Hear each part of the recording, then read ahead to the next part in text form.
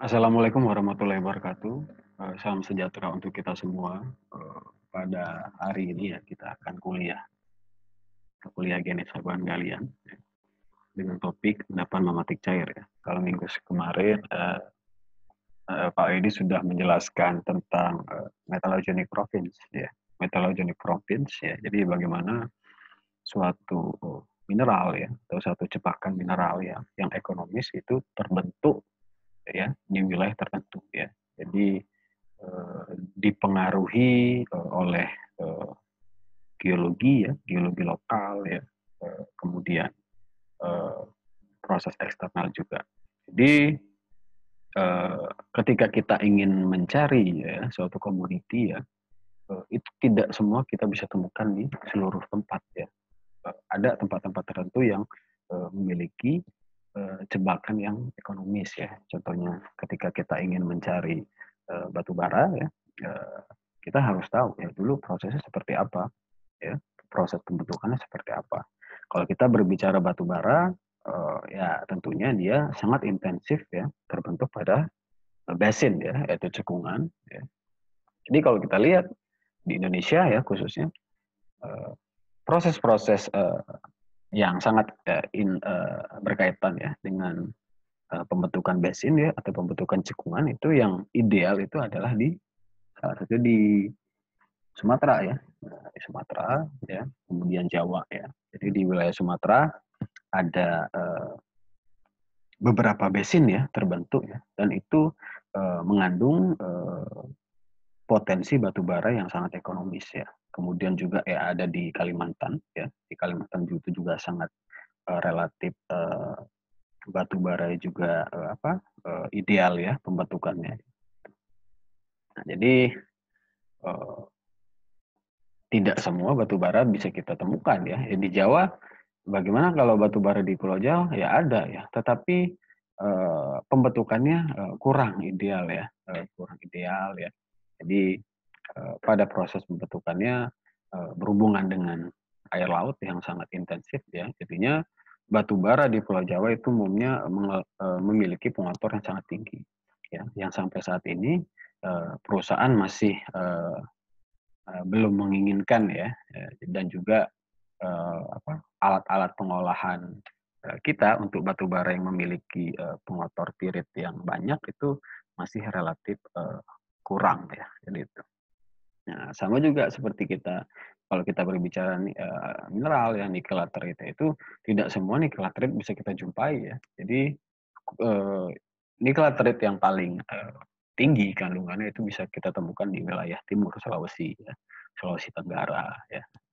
Itu bagaimana kalau nikel laterite di kandungan nikel di Sumatera, Jawa eh, ya ada juga, tapi sangat-sangat tidak ekonomis ya. Cenderung kadarnya sangat-sangat kecil ya. Jadi itu. Nah, jadi pada pertemuan kali ini ya dan selanjutnya kita akan membahas tentang endapan-endapan ya. Jadi setiap eh, pertemuan ya akan membahas eh, masing-masing endapan. Pada hari ini kita akan masuk khusus untuk endapan mematik cair ya. Nah, jadi apa itu mematik cair ya? Jadi kalau dilihat di judul ya, endapan yang berhubungan dengan batuan beku ultramafic sampai mafic ya. Jadi dia mineral-mineral ya yang terbentuk pada fase magmatic cair ini dia khusus ya pada batuan induk ya ultramafic sampai mafic ya. Nah, jadi batuan di luar ya ultramafic sampai mafic itu tidak ya relatif tidak termasuk pada fase endapan magmatik cair ya. Oke. Di endapan magmatik cair ya terbentuk sepanjang proses segregasi magma ya.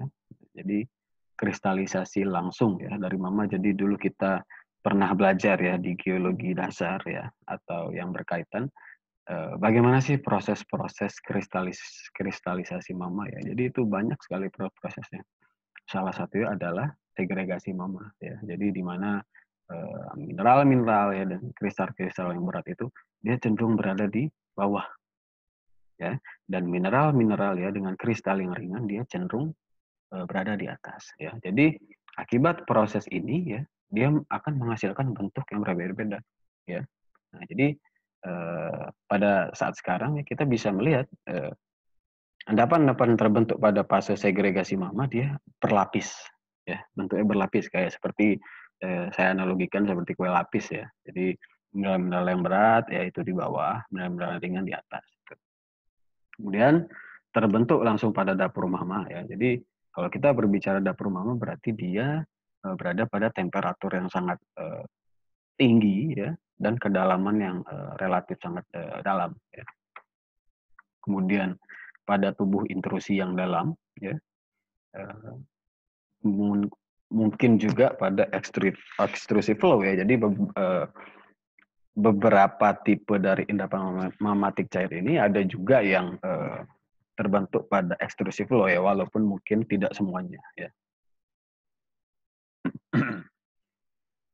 Kemudian mineral biji terkonsentrasi melalui proses gravity settling ya, maupun liquid immiscibility ya. Ini yang harus dipahami ya. Jadi, mineral-mineral pada endapan mamatik cair ini dipengaruhi oleh kedua ya. Gravity settling ya, maupun liquid immiscibility ya. Jadi ini, kedua dari proses ini serupa tapi tak sama ya. Jadi, eee, hasilnya mirip tapi, prosesnya tidak sama. Dalam artian ya, jadi kalau kita berbicara gravity settling ya, berarti dia, eee, ada proses pengendapan ya. Jadi proses, pengendapan ya, mineral-mineral yang berat ya, yang mengandung kalsium ya, magnesium dan besi dia cenderung, memperkaya ya, reservoir mama yang terletak di sebelah bawah ya. Nah, jadi, bentuknya ya, akibat dari proses ini bentuknya akan menghasilkan kristal badan biji ya dalam bentuk perlapisan ya. Jadi umumnya lapisan paling bawah diperkaya dengan mineral-mineral yang lebih berat ya, seperti mineral silikat ya, dan lapisan di atasnya ya diperkaya dengan mineral-mineral silikat yang lebih ringan, ya itu. Jadi dia dipengaruhi oleh gravity ya, berat ya.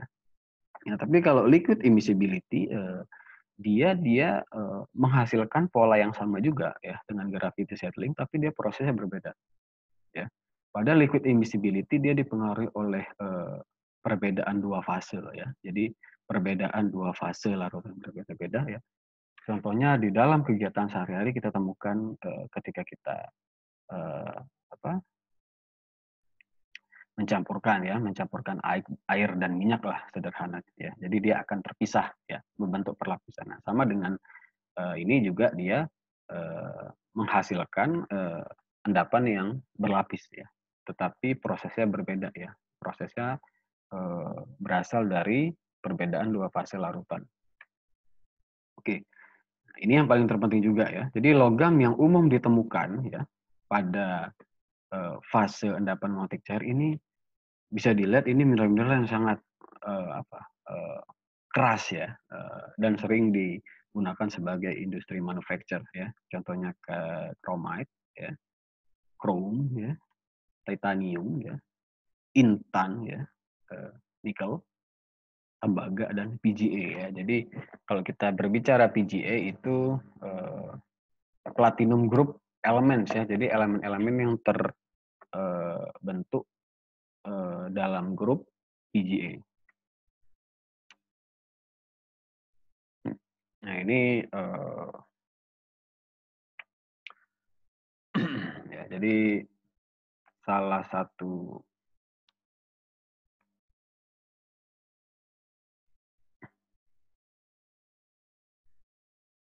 ya. Jadi kalau kita berbicara, tipe ya. Nah, tipe endapan apa saja ya yang terdapat pada fase endapan memantik cair ya, itu ada dibagi menjadi 2 ya.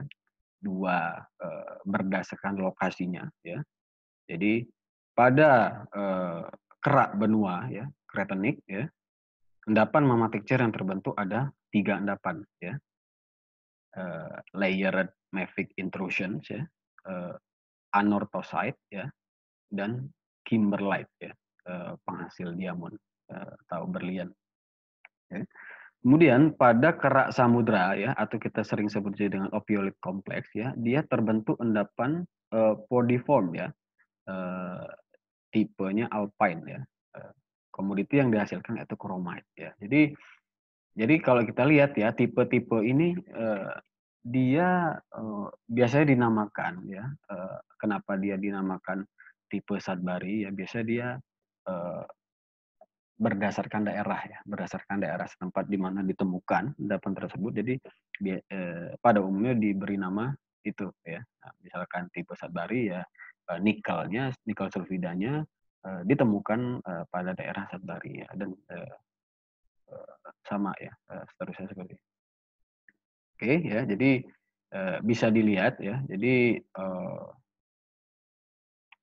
pada kerak benua ya ada layer ya, anorthosite, penghasil titanium ya, kemudian kimberlite, diamond ya, dan pada kerak samudra ya, podium ya, komoditinya chromite. Oke ya, jadi ini adalah penggambaran sejarah secara sederhana ya, fase-fase pada pembentukan endapan ya. Jadi bisa kita lihat ya di kristalisasi awal ya, dari sinilah terbentuk endapan mamatik cair ya. Nah, jadi bisa kita lihat memang dia secara locally ya, atau secara pembentukannya ya terpusat pada daerah yang sangat dalam ya, terbentuk pada kedalaman yang sangat dalam ya, dan juga temperatur yang sangat tinggi ya. Jadi bisa dibayangkan kenapa mineral-mineral yang terbentuk pada fase ini memang dia memiliki resistensi yang sangat tinggi ya. Karena proses itu dia terbentuk pada kedalaman yang sangat dalam, kemudian temperatur sangat tinggi, itu membuat karakteristiknya seperti itu. Ya, nah ini ya. Nah, kemudian bergerak ke atas lagi ya. Nah, jadi bergerak ke atas lagi ya. Jadi pada fase ini ya, itu disebut juga dengan fase penematolitik ya. Penematolitik ya. Eh, jadi sifat magma ya pada fase ini sudah relatif salinitasnya berkurang ya. Kemudian ada muncul air meteorik ya. Jadi gara-gara dia sudah berada di permukaan ya, dia akan muncul air meteorik. Nah, jadi pada fase ini memang didominasi oleh banyak sekali gas ya, volatil ya. Jadi dia sangat intensif oleh gas ya. Jadi makanya pada fase ya penematolitik ini memang banyak sekali fracture ya. Jadi fracture di sini ya. Karena memang adanya gas ya, gas yang sangat tinggi. Jadi endapan apa saja yang terbentuk pada penematolitik ya, ada Grayson ya, kemudian porphyry ya yang ada di Papua ya. Kemudian ke atas lagi ada fase hidrotermal ya. Hidrotermal dia pencampuran dengan air meteoriknya sudah relatif lebih tinggi ya dibanding fase penematolitik ya. Jadi ini. Jadi apa saja pembagian ya? Pembagian hidrotermal itu dibagi berdasarkan suhu ya. Nah, bisa dilihat ya ada kata termal ya, mesotermal, epitermal, dan teletermal ya. Nah, yang kebanyakan di Indonesia ya itu terbentuk fase epitermal ya pada suhu 100 sampai 200 Celcius ya. Nah, ya. Jadi disinilah keterdapatan ya mineral-mineral seperti emas ya, tembaga, perak ya, dan sebagainya. Nah, di mana kita bisa temukan epithermal ya? Kalau tadi porphyry atau kalau Grayson ya, kalau Grayson itu di Bangka ya. Kalau porphyry itu di Papua ya. Kalau epithermal di salah satunya di Pongkor ya. Di Pongkor ya. Jawa Barat ya.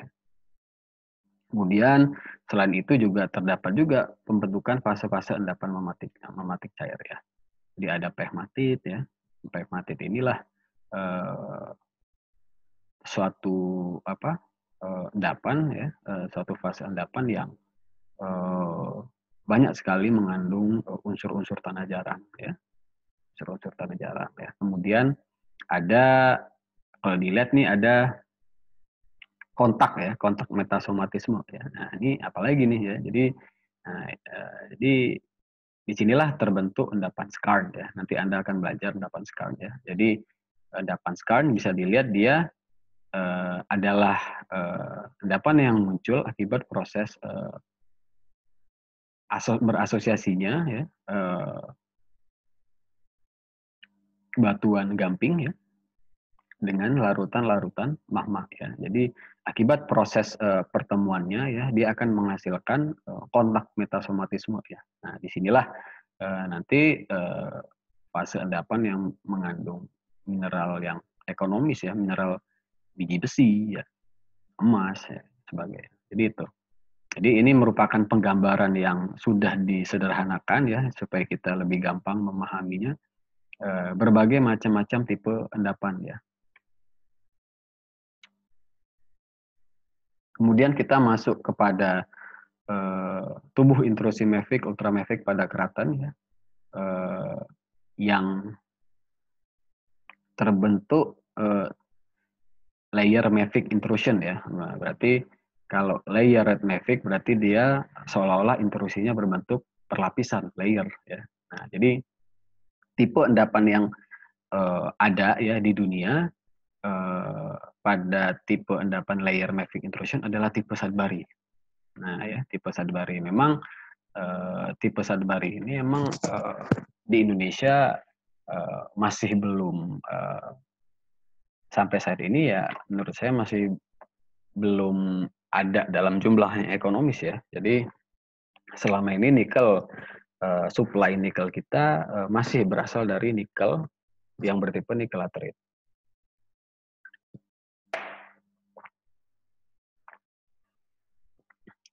Jadi bisa dilihat ya karakteristiknya ya, merupakan konsentrasi mineral sulfida ya, yang terkonsentrasi di dalam batuan mafic dan ultramafic ya, yang berasal dari immiscibility sulfide liquids ya. Jadi ingat tadi ya di awal ya, jadi dua proses yang mempengaruhi pembentukan endapan mematik cair ya, ada dua, gravity settling dan immiscibility ya.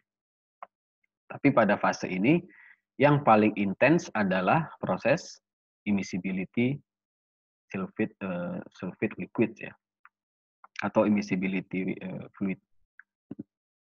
Kemudian tatanan tektonik, karakteristik petrologi dan mineralisasi berhubungan dengan batuan-batuan mafic dan ultramafic ya. Exsolution pada immiscible sulfide liquid dari magma mafic sampai ultramafic merupakan mekanisme utama dalam pembentukan endapan mematik sulfida masif ya. Larutan sulfida berperan sebagai kolektor ya untuk CONI dan PGA ya, karena unsur-unsur ini dapat mengalami pengkayaan hingga 10 sampai 100.000 kali di dalam larutan silikat ya. Jadi larutan sulfida inilah yang berada pada larutan silikat ini, dia berfungsi sebagai kolektor ya, yang akan membuat mineral-mineral nikel itu mengalami pengkayaan kembali ya, sehingga bisa lebih banyak kandungan logamnya.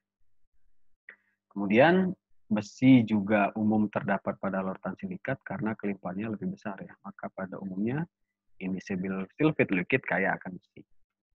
Nah ini merupakan proses ya, proses mekanisme secara ilustrasi sederhana ya. Jadi bagaimana sih proses immiscible silicate sulfida ya. Jadi bisa dilihat ya, mineral-mineral yang ringan ya cenderung akan dia berada di atas ya. Ya. Kemudian yang sulfida cenderung berada di bawah ya. Ya. Tetapi juga ada lapisan-lapisan yang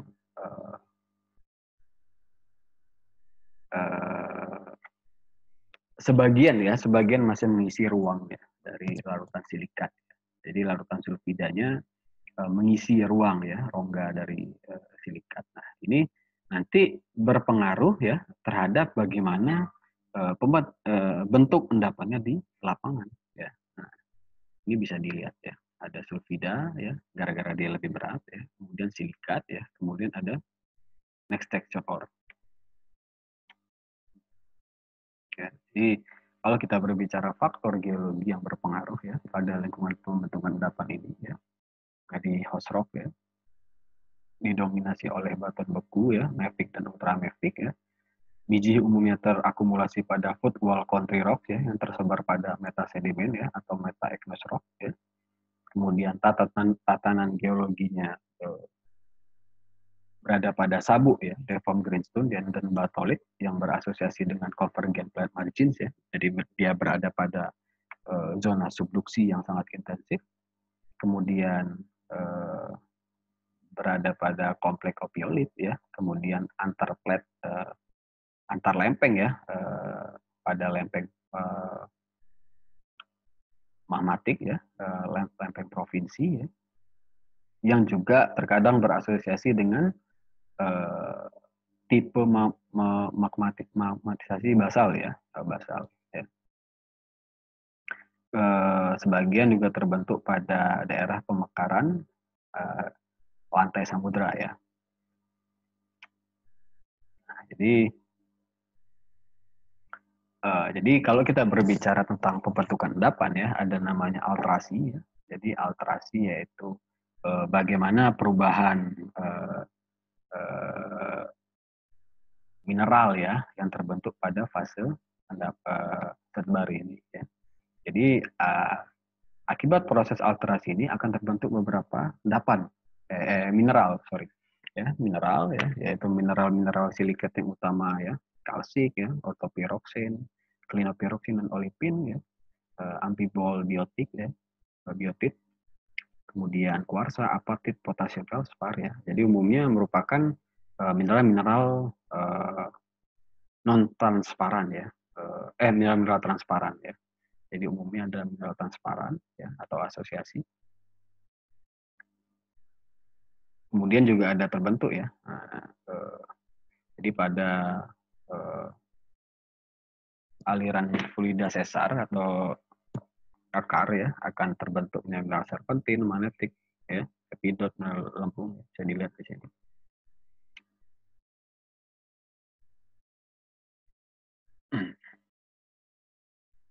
Jadi asal pembentukan biji ya, mineral sulfida terkonsentrasi pada bagian bawah ya, intrusion atau flow. Dia terjadi interaksi mama silikat dengan xenolites ya. Jadi pada fase ini sangat tidak menutup kemungkinan ya ada xenolites ya. Berarti kalau xenolites berarti kalau kita belajar dulu ada material ya yang di luar dari reservoir mama masuk ke dalam ya, masuk ke dalam magma. Kemudian mineral-mineral sulfida terkonsentrasi pada layer yang memiliki kenampakan utama berupa chromitsim ya, pegmatoid atau interval stratigrafi ya, dicirikan dengan perubahan atau ketidakselarasan dengan akumulasi mineral. Deformasi dan alterasi dapat menyebabkan terjadinya remobilisasi mineral-mineral sulfida pada fracture, cleavage plane, dan veins ya. Jadi bidang-bidang rekahan ya seperti kekar ya, sesar dan lain-lain ya dia bisa membuat mobilisasi ya atau perpindahan dari mineral-mineral sulfida itu. Jadi bisa jadi proses pengkayaannya ya akibat dia terbentuk sesar ya dia bisa lebih banyak ya, bisa lebih terkonsentrasi gara-gara ada wadah ya, wadah kakar ya, bidang belah.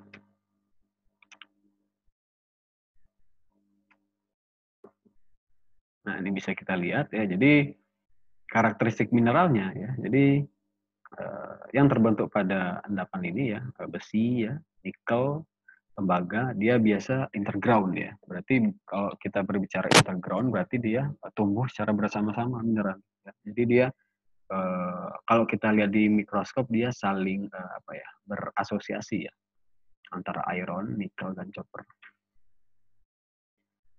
Pada batuan dengan kandungan mineral sulfida lebih kecil ya, dari 10% volume akan terbentuk disseminated ya dengan ukuran sulfida yang halus ya, kurang lebih 1 mm sampai 5 mm ya.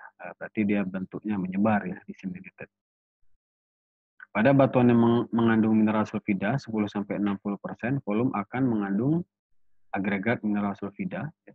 Pada batuan yang mengandung mineral sulfida lebih dari 60% ya, volume akan berbentuk masif ore ya, di mana sulfida mineral akan berupa matriks dalam batuan. Kalau kita berbicara pengotornya, ada juga kandungan sulfur ya, secara keseluruhan dapat mencapai 34 ya, dan 40% berat ya. Dan sisanya 60-66% berat merupakan besi ya, tembaga dan nikel ya. Jadi bisa dilihat, jadi akibat proses immiscibility yang saya bilang tadi ya, di gambar yang sebelumnya ya, itu akan di lapangan dia akan menghasilkan bentuk yang berbeda-beda ya. Nah, ini bisa dilihat ya. Ini adalah bentuk yang disseminated sulfide ya. Disseminated sulfide ya. Jadi dia menyebar ya. Ya, sulfidanya ya. Kemudian yang B yang matrix ya, texture sulfide ya. Ya. Kemudian massive sulfida ya. Kemudian D sulfide brexia ya. Jadi bisa dilihat di dalam sulfida itu hadir ya, hadir batuan ya, batuan lain ya, brexia ya.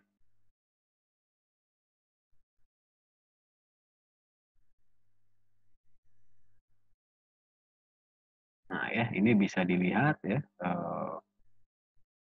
tipe Sudbury ya, tipe Sudbury ya, berada di Kanada ya. Bisa dilihat ya, dia berasosiasi dengan batuan-batuan ultramafic ya. Nah, saya ada norit ya.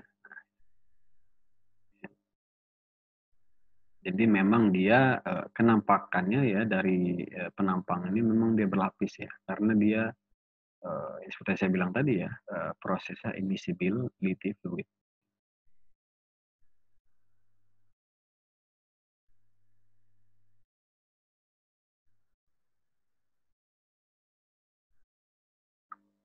Nah ya, ini bentuk perlapisannya ya, sulfidanya ya. Ya, kemudian dioritnya, kuarsa diorit ya. Ya. Nah, ini saya bilang tadi ya. Jadi proses immiscibility fluida ya akan menghasilkan bentuk yang berbeda-beda ya. Karena memang prosesnya juga ya, bisa dilihat masif ore ya. Ya. Masif ore ya. Kemudian dia masih besar ya, masih relatif besar ya, tapi dia sudah mengisi ruang ya, mengisi ruang silikat ya, kemudian makin kecil ya, kemudian sudah tidak ada lagi ya bijinya ya. Jadi memang ketika kita ingin mendapatkan kandungan nikel yang sangat tinggi kadarnya ya, nah itu kita harus mencari pada fase masif ore ya, karena dia masih relatif tinggi kadar nikel dan lain-lain. Kalau di sini dia sudah cenderung menurun.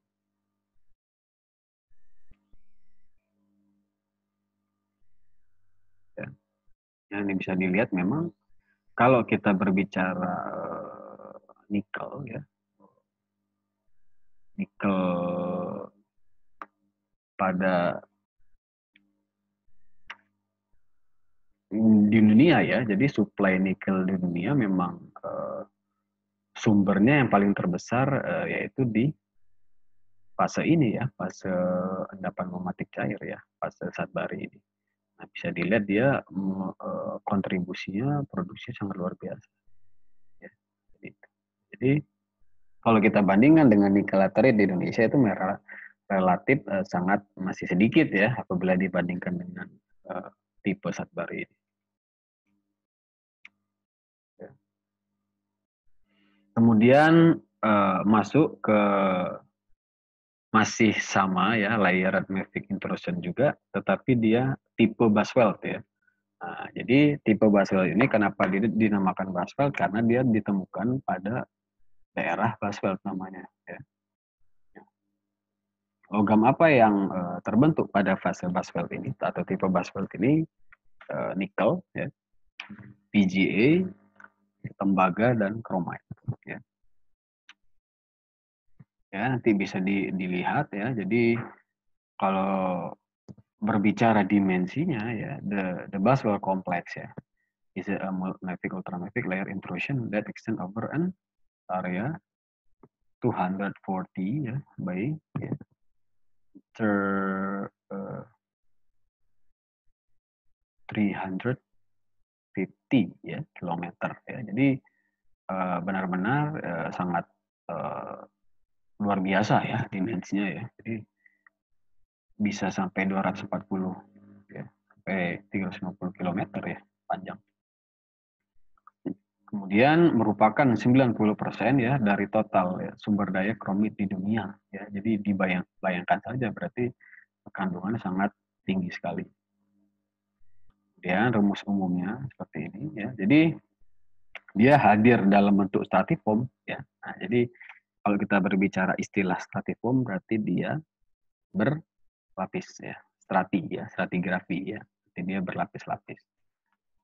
Jadi dia hadir dalam bentuk lapisan tipis dengan ketebalan beberapa sentimeter sampai dengan 2 meter. Total lapisan yang mengandung chromite adalah pada umumnya 29 lapisan ya. Di atas lapisan terdapat lapisan pembawa platinum juga. Di dekat permukaan terendapkan lapisan magnetit ya. Jadi berasosiasi juga mineral magnetit. Biji nikel memiliki kadar yang lebih rendah daripada Sudbury ya. Nah, tetapi menjadi ekonomis karena berasosiasi dengan Cu dan PGA. Nah, ya, jadi seperti yang saya bilang tadi ya. Jadi mineral-mineral sulfida dia memiliki fungsi sebagai kolektor ya, sebagai pengikat ya. Jadi pengikat sehingga mineral-mineral silikat yang berat seperti nikel dia bisa terkonsentrasi lebih banyak. Nah, jadi memang dia dibandingkan dengan Sudbury memang sedikit ya, nikelnya tidak sebanyak Sudbury ya, tetapi menjadi ekonomis ketika dia berasosiasi dengan logam tembaga. Nah, ini bisa dilihat ya penampakan dari basalt kompleks ya. Jadi luar biasa panjang ya. Jadi luar biasa dimensinya ya. Jadi bisa dilihat ya keterdapatan logam-logam platinum ya. Ya, grup-grup platinum.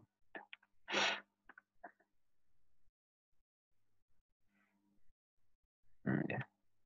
Jadi dia berbentuk pada fase sim ya, seperti yang dibilang tadi dia stratiform ya, berlapis ya. Ini dia berbentuk perlapisan ya, magnetitnya, ya. Chromite-nya.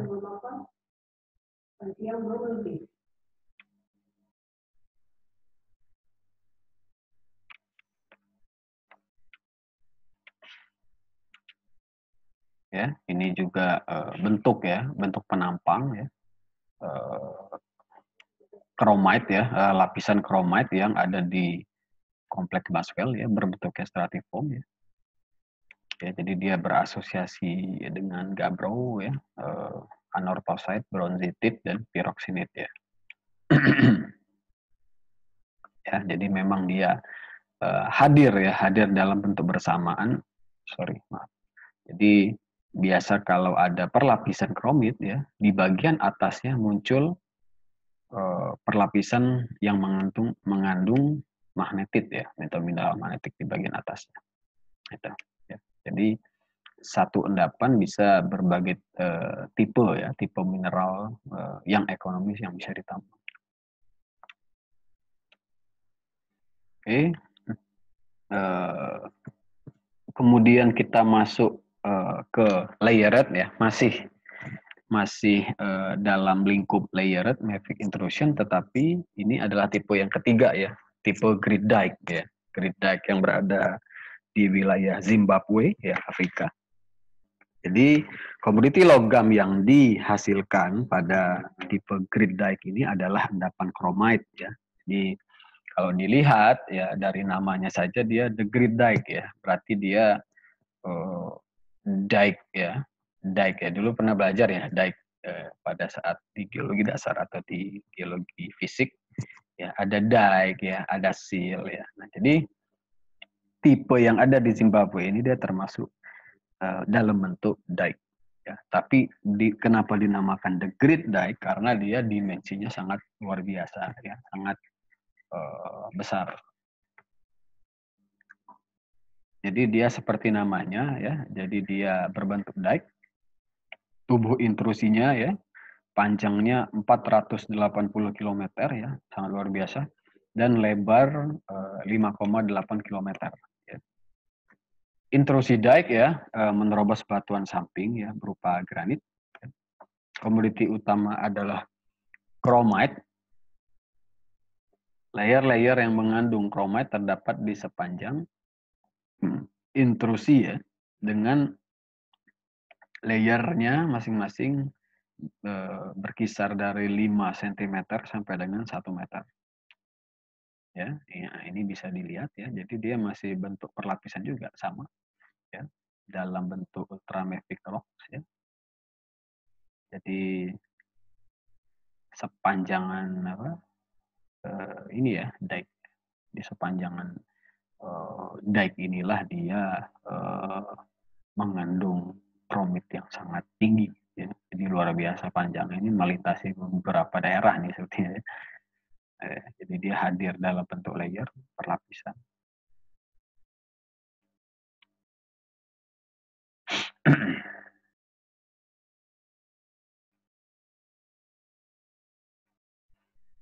Kemudian ada tipe ya, anorthosite ya. Nah, anorthosite ini dia penghasil dari logam titanium ya. Jadi logam titanium ini banyak sekali ya dibutuhkan untuk dunia manufacture ya, dunia kedokteran ya. Nah, itu dibutuhkan mineral titanium. Jadi mineral titanium masih sama ya, dia produk dari segregasi mama yang berupa titanium ya, yang membawa juga ya piring ya, mineral magnetite ya dan hematite ya, yang terdiri dari ilmenite ya dan rutil. Asosiasi mineral pembawa titanium ya dengan konsentrasi yang signifikan terdapat pada magmatic anorthosite. Ya. Magmatic anorthosite terdapat terbagi menjadi dua jenis ya. Pada bagian atas suatu lapisan mafic ya, jadi di bagian atasnya. Kemudian pada batuan anorthosite masif ya, yang terdapat dalam bentuk pluton ya, yang mengandung plagioklas, andesit, dan labradorit ya. Jadi dia terbentuk pada lingkungan plutonik ya. Berarti kalau kita berbicara plutonik, dia dimensinya ya sangat besar. Nah, kemudian masuk lagi ke endapan intan ya. Jadi endapan intan pun dia terbentuk pada fase magmatic cair. Nah, ya, jadi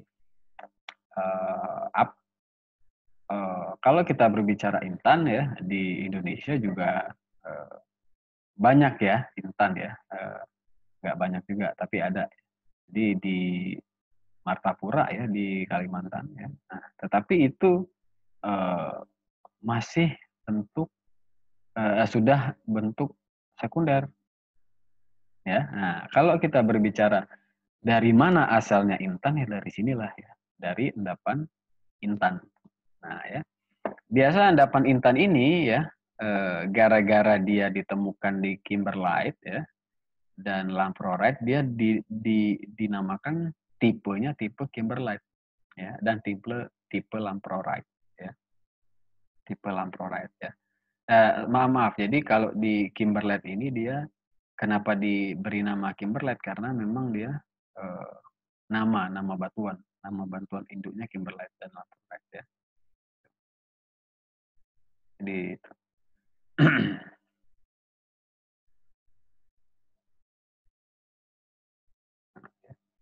jadi intan merupakan ya mineral terkeras ya, skala Mohsnya 10 ya. Jadi bisa dibayangkan banyak sekali penggunaan intan ini ya. Jadi tidak hanya sekedar perhiasan, tetapi dia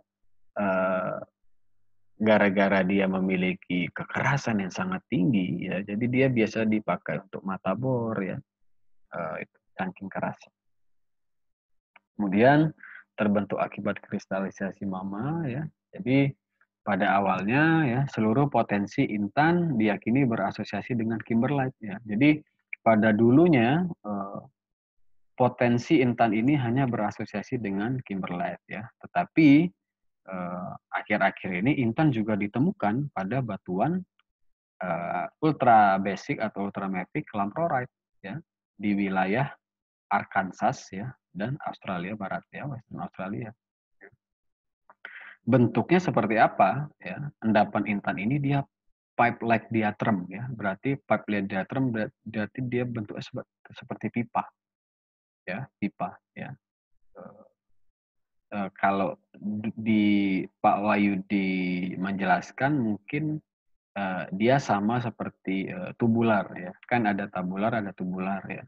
Nah, kalau tabular pipih ya, kalau tubular itu seperti pipa. Nah, ini sama seperti ini ya, seperti tubular. Hampir 90% produksi intan berasal dari endapan placer yang merupakan hasil pelapukan kimberlite. Nah, ya, jadi memang 90 produksi intan di dunia, termasuk di Indonesia, itu hadir dalam bentuk endapan yang sudah lapuk, ya, dalam hasil produk pelapukan yang kita sebut dengan endapan placer. Ya. Nah, seperti itulah yang ada di Martapura, Indonesia ya. Jadi dia dalam bentuk placer. Ya. Tetapi kali ini kita akan menjelaskan dia dalam bentuk primernya, ya, bukan sekundernya. Nah, ini bisa dilihat karakteristik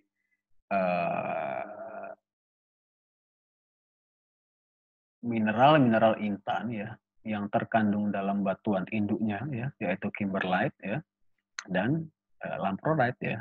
Jadi tipe kimberlite ya, nah, itu bisa dilihat nih ya perbedaannya ya. Jadi kandungannya juga berbeda-beda ya, walaupun kandungan utamanya sama intan ya.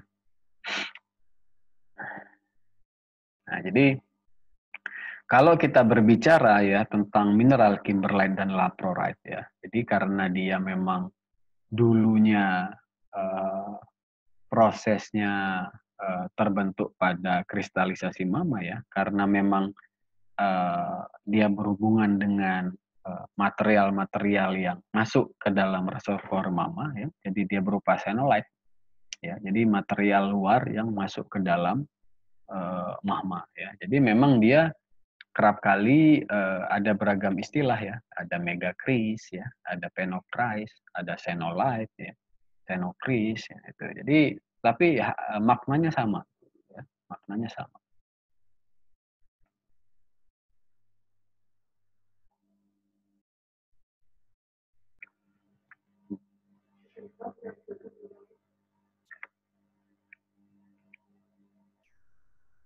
Ya, jadi seperti apa sih ya karakteristik dari pipa diatrim ya? Jadi suatu morfologi ya seperti kawah yang terisi oleh sedimen kedalaman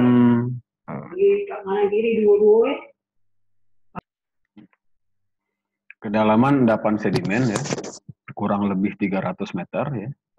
Sedimen pengisi umumnya berupa aglomerat ya, yaitu fragmen berupa bundar dengan metrik halus. Ya.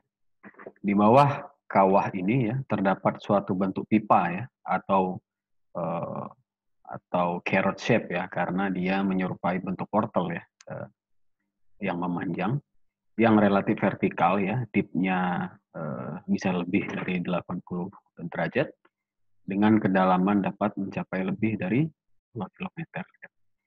Badan magmatik kimberlite ini ya kadang-kadang masih terlihat juga ya dalam bentuk dengan bentuk seperti akar pada pipa berupa aglomerat atau shield atau dike ya. Jadi memang kalau kita melihat uh, karakteristik dari bentuk badan biji uh, diamond ini ya, atau kimberlite dan laprorite, dia memang tidak lepas dari proses piroklastik ya. Jadi piroklastik ya. Jadi bisa dilihat material-material aglomerat ya yang dihasilkan dari proses itu. Nah, ya, jadi ini bisa dilihat. Jadi ini adalah penampang dari endapan ini ya,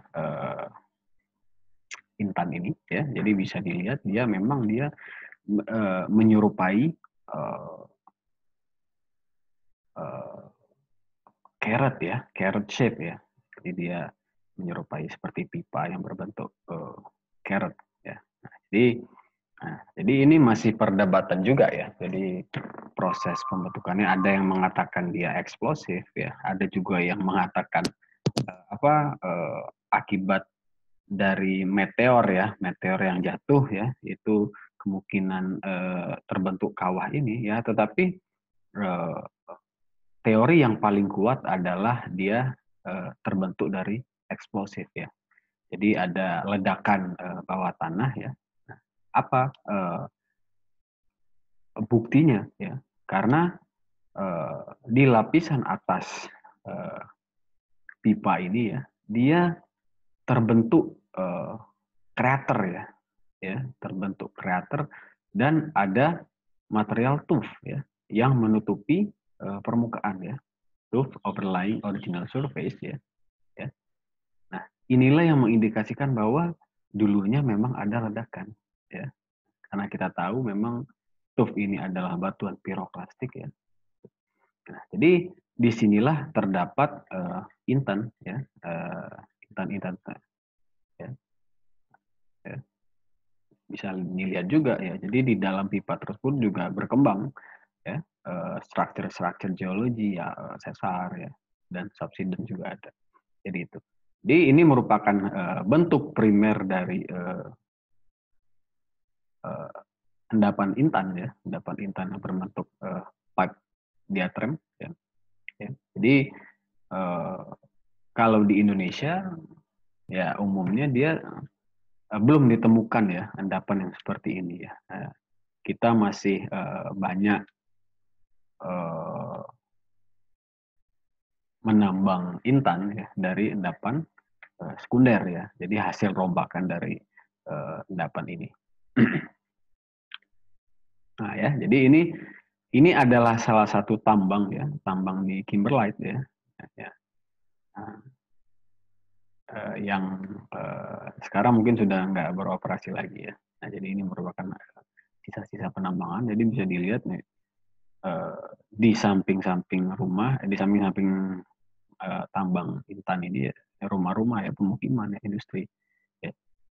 Ya, jadi dia menyerupai kawah ya. Jadi memang seperti yang saya bilang tadi ya, di sekitar ya permukaan ini,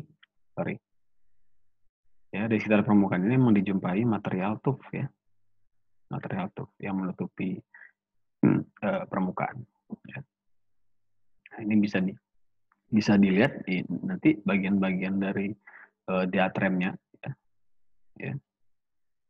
Jadi ya hip abyssal. Jadi dia sangat berhubungan dengan zona hip abyssal ya, yang bagian yang sangat-sangat dalam ya, formasi yang sangat dalam ya. Jadi di sini terbentuk fasiesnya ya.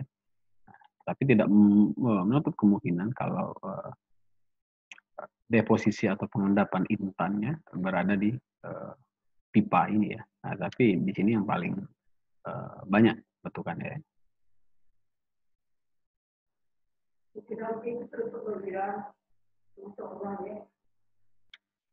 Ya, jadi bisa dilihat ya, ini bagian ilustrasi sederhana ya dari pipe lag diagram ini ya.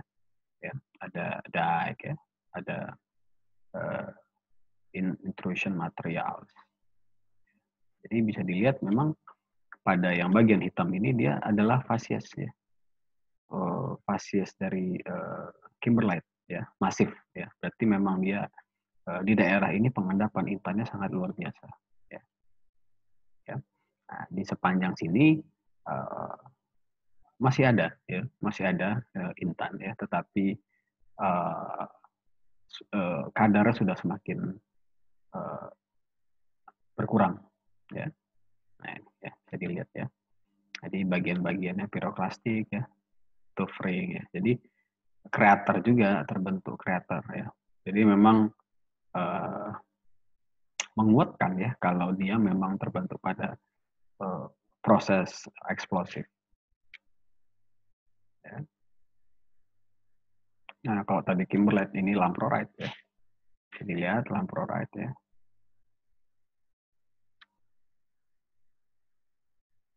Nah, jadi kalau melihat ya dari yang sudah dijelaskan ya, ya prosesnya seperti apa ya. Jadi terbentuk pada pressure ya dan temperatur ya.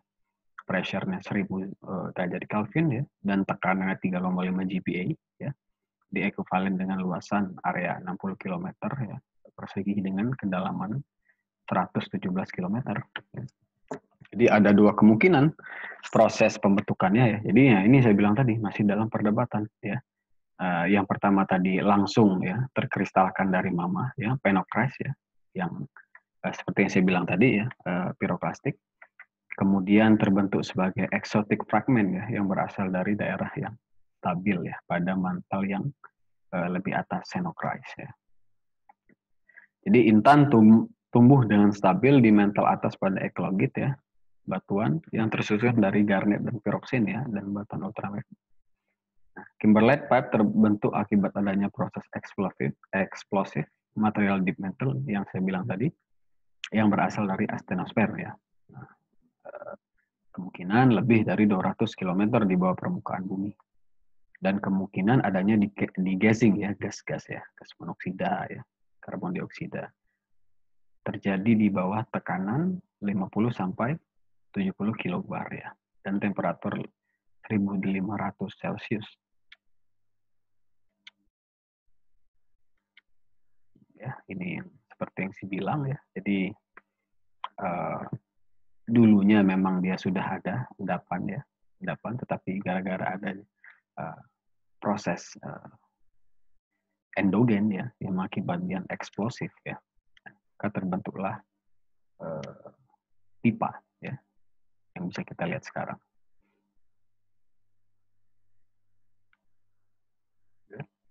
Kemudian yang terakhir ada terjadi pada kerak samudra ya atau kompleks opioid ya. Jadi kalau tadi kerak benua ya, ini kerak samudra ya. Nah, kerak samudra dia berbentuk podiform ya, podiform. Komoditi logam yang bisa ditambang yaitu chromite. Jadi secara tektonik ya, endapan tipe podiform ini berasosiasi dengan lingkungan kompleks opioid ya. Jadi kenapa dia disebut kompleks ya? Kompleks karena dia merupakan variasi ya atau kumpulan ya, kumpulan dari berbagai macam tipe batuan khas lantai samudra ya. Itu disebut opioid. Kemudian berbeda dengan endapan pada tipe stratiform yang tadi ya, yang sebelumnya dijelaskan, yang terbentuk pada zona tektonik yang stabil ya. Endapan tipe podiform ini umumnya terbentuk pada active belt ya, seperti pada mid oceanic ya atau backup spreading ya. Jadi dia terbentuk pada wilayah pemekaran lantai samudra ya dan pemekaran backup ya. Podiform chromit ya terbentuk di sepanjang busur kepulauan ya dan pada sabuk pegunungan yang selalu bergerak pada umur Paleozoik ya atau lebih muda dari Paleozoik. Hampir semua endapan chromite ya, yang bernilai ekonomis terdapat pada bentuk stratiform ya, yang berumur Prekambrian dan pada lingkungan yang stabil. Ya. Jadi opioid ya. Jadi kalau kita berbicara terminologi opioid, ya opioid itu bukan berarti nama batuan ya. Dia merupakan suatu kumpulan ya, atau kita bilang assemblage ya, variasi. Gitu. Jadi kumpulan dari berbagai tipe batuan khas lantai samudra. Kemudian opioid adalah suatu kumpulan tertentu ya, distinctive assemblage yang terdiri dari batuan mafic, ultramafic, dengan sedikit minor ya, batuan beku ya, yang kaya akan sodium ya, dan berasosiasi dengan batuan sedimen pelagik ya. Nah, tentu ya, karena memang dia khas lantai samudra ya, dia berasosiasi dengan batuan sedimen khas laut ya. Kompleks opioid ya, umumnya berasosiasi dengan fasies-fasies pada laut ya, seperti rijang ya, shale ya, dan limestone mikritik ya. Nah, bisa dilihat kritik limestone, batu gamping yang didominasi oleh ukuran butir yang sangat halus ya, yang berasal dari presipitasi kalsit secara kimiawi. Nah, ya, podiform chromit ya, tetap ya, jadi dia berasosiasi dengan batuan mafic sampai ultramafic ya. Jadi harus diingat ya, sekali lagi endapan magmatik cair itu sekali lagi itu terbentuk pada host rock mafic sampai ultramafic ya. Nah, jadi kalau dalam kasus chromit ini dia hadir di batuan dunit. Ya. Ini bisa dilihat ya. Ya selain di batuan dunit dia juga hadir ya chromite-nya di batuan khas berikit ya. Badan bijinya tabular ya, shape ya atau irregular ya. Ya, jadi bisa dilihat ini adalah kedudukan dari endapan podiform ya pada kompleks opioid ya. Jadi bisa kita lihat kalau kompleks opioid yang saya bilang tadi adalah kumpulan dari batuan-batuan khas lantai samudra. Bisa kita lihat ya, dia sangat intensif pada daerah Melang ya. Jadi daerah Melang itu daerah yang sangat kompleks dari akan geologi ya. Jadi campur aduk ya prosesnya. Ya, jadi bisa dilihat ya ada pilau ya, pilau lapa ya. Jadi pilau lapa adalah khas dari batuan khas batuan dari lantai samudra ya. Jadi adalah magma yang membeku di bawah permukaan ya. Ya, jadi kalau kita lihat memang dari penyebaran podiform ini dia di bawah ya. Jadi di bawah dari kompleks opioid ya, formasinya berada di bawah dan selalu berasosiasi dengan ultramafic ya. Ya, jadi tectonized unit dan tectonized Hazelburgit ya. Gitu. Kemudian dari segi penyebaran ya atau distribusinya dia localize ya, spot-spot.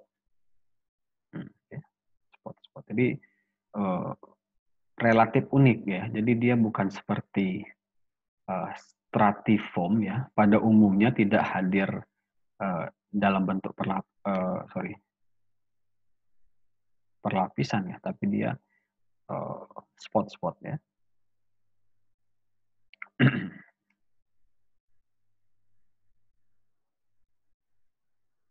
Ya, ini bisa dilihat ya. Ya, ini bentuk podiform juga. Oh, ini adalah badan bijinya ya. Ya, jadi dia lensa-lensa ya bentuknya ya. Ya. Ya. Ya, jadi bisa dilihat nih ada salah satu ore body ya yang dikontrol oleh sesar ya, yang dia akibat sesar itu dia menjadi deformasi terpisah ya, terpisah. Ya. Nah, ya, jadi harus diingat ya, jadi dia hadir di ultramafic sampai mafic ya. Bisa dilihat dari batuannya, Hazelburgit dan Dunit. Oke ya, ini ya. Nah, ya. Jadi eh, gara-gara dia memang prosesnya berada di wilayah kerak samudra ya, terkadang dia berasosiasi ya. Walaupun ini tidak terjadi di semua kasus ya, tapi dia hadir ya, hadir dalam bentuk asosiasi dengan massive sulfide. Nah, ya, jadi apa itu massive sulfide ya? Nanti akan dijelaskan juga di slide berikutnya. Jadi endapan-endapan ya yang sama juga ya di bawah permukaan laut, tetapi dia memiliki komoditi ya hampir sama seperti mineral hidrotermal ya, seperti urat ya. Dia karakteristiknya hampir sama ya, seperti urat hidrotermal yang di permukaan, tetapi dia di bawah laut.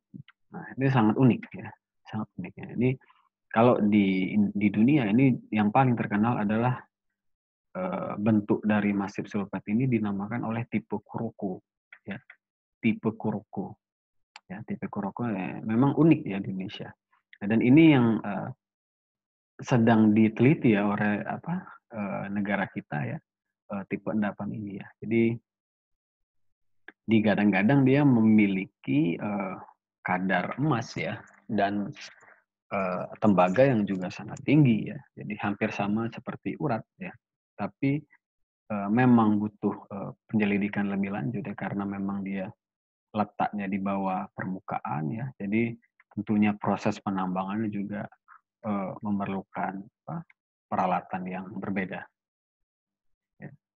Sekian ya kuliah dari Genesa